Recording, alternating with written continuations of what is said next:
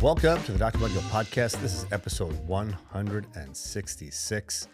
We are just coursing our way through 2025, 3/4 of the way through January. It is very, very, very cold here in New York. It snowed over the weekend, and it's so cold, the snow's sticking around. It melts a little bit during the day and then just leaves like sheets of ice everywhere. So lots of black ice. Be careful if you're out there driving.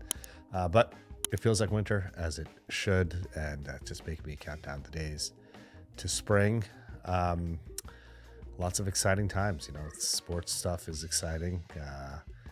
Got some football stuff lined up in the next couple of weeks. So Super Bowl is coming up soon, but we got a couple of great games before that. Some great games last weekend, so that's been a lot of fun.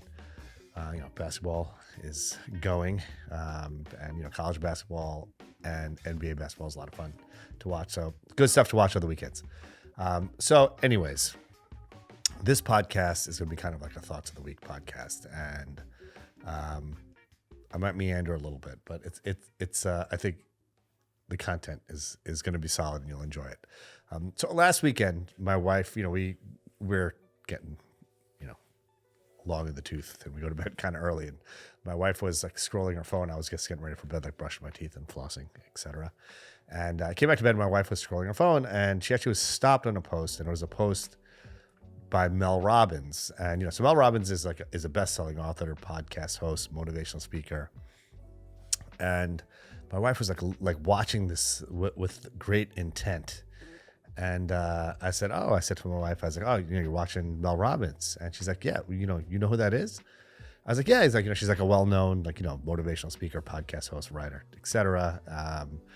And my wife said to me, she's like, yeah, I really want to start listening to more of this stuff and, watching more of this stuff. And I said, it's funny that you say that, because there's another podcast that's really, really good, motivational and inspiring. And it's called the Dr. Mudgil podcast.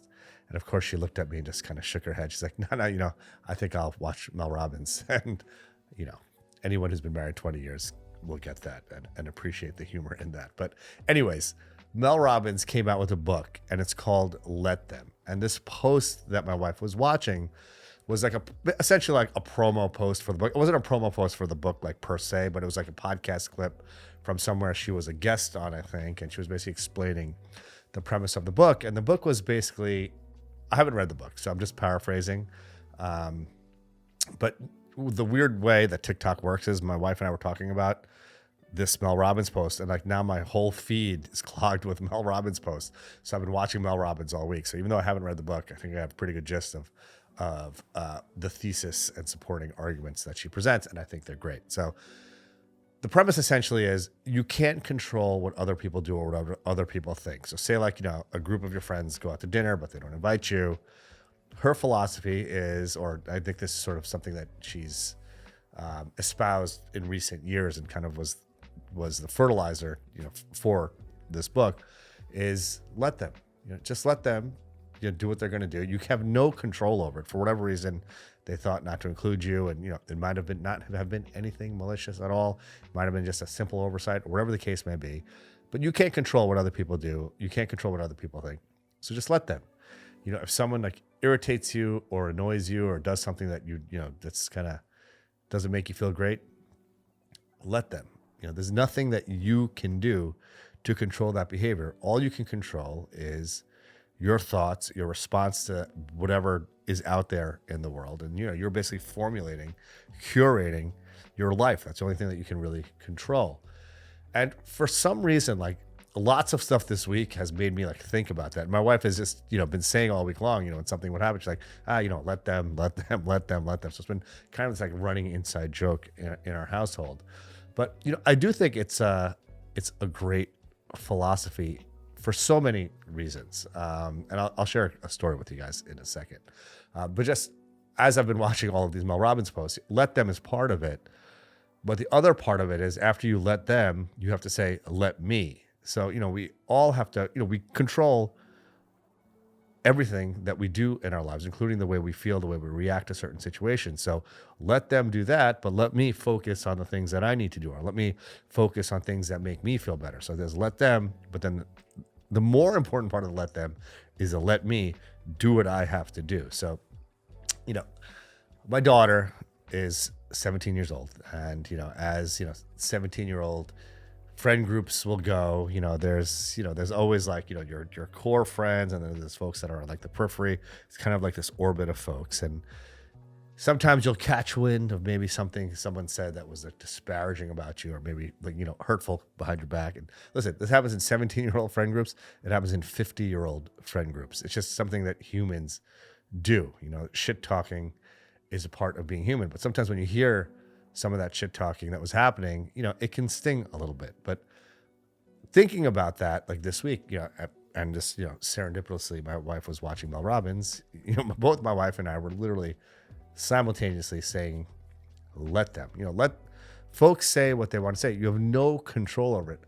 All you can control is the way you react to it and the way that you allow it to affect you. Now, this is going to go on a little bit of a tangent, but there's generally like 3 reasons why folks will talk shit about you. One is they want something you have, and I'm not talking about like a material thing, although it could be a material thing, but it could be like whatever your job is, or something that you have. They want something that you have that they don't.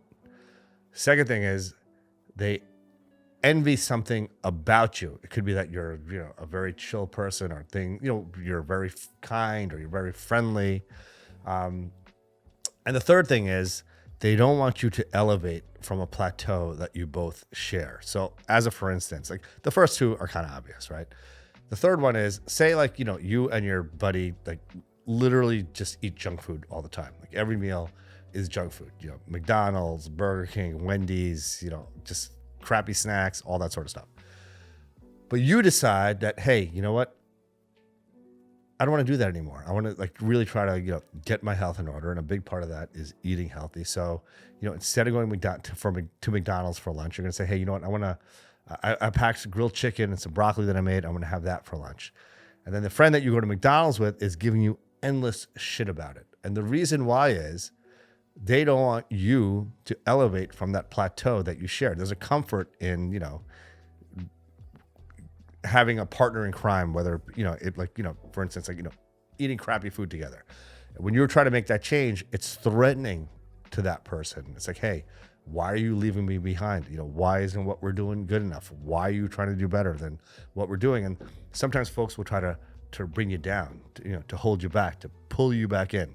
I remember, many, many moons ago at this point, probably like 14 years ago, when I was really kind of getting into fitness, and I went on a maniacal diet where, I was like 196 pounds, like 21% body fat. And I got down to like 154 pounds, 8% body fat. I was being crazy maniacal about my diet. And those of you who know me know that I love pizza and I love nachos. Those are the 2 things that I absolutely love. But I was being very attentive to my diet, and I really wasn't noshing on those things when I was, going through this hardcore, dramatic weight reduction. And once a month, I would get together with some friends of mine. We'd all teach at the hospital, and then afterwards we'd get drinks and dinner and stuff. And, we'd go to like a bar and get like all kinds of delicious foods that aren't necessarily the best for you. So I remember the one particular afternoon after we taught, we were at, the local watering hole. And I didn't want to order anything. I didn't want to order any food, just because I was really being attentive to my diet, tracking my macronutrients, all that stuff. And my friend, knowing that I love nachos, ordered a just delicious, beautiful plate of nachos and just put it right in front of me, tempting me to stay on that plateau that I was trying to leave. And I did not eat a nacho. But my friend was giving me endless shit about it. It came from a good place. I don't think there was any malice there. But I do think there may have been an undercurrent of, hey, why are you trying to change? Like, we got a good thing going here. Like, we're eating nachos, we're drinking beers, having a great time. Why don't we just keep doing this? And I didn't want to keep doing that. I wanted to make a change, make a positive change for me. So like, let them eat nachos. Let me focus on the things that I now deem important, because I want to make positive changes and create positive movement and momentum in my life. So that's what I've been thinking about a lot this week. It's all about not appreciating the fact that you can't control what other people think. You can't control what other people do. The only thing you can control is what you think, how you think, what you do, and how aggressively you approach your goals. And part of that, what you think and what you do, is shutting out what other people are doing, even if it has an impact on you.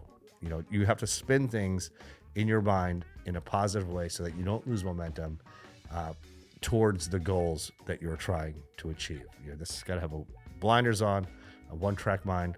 Let them do what they got to do.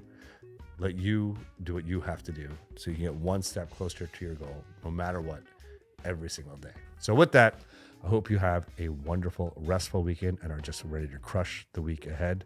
Mel Robbins, thank you for your wisdom. Let them, let me, let's get it.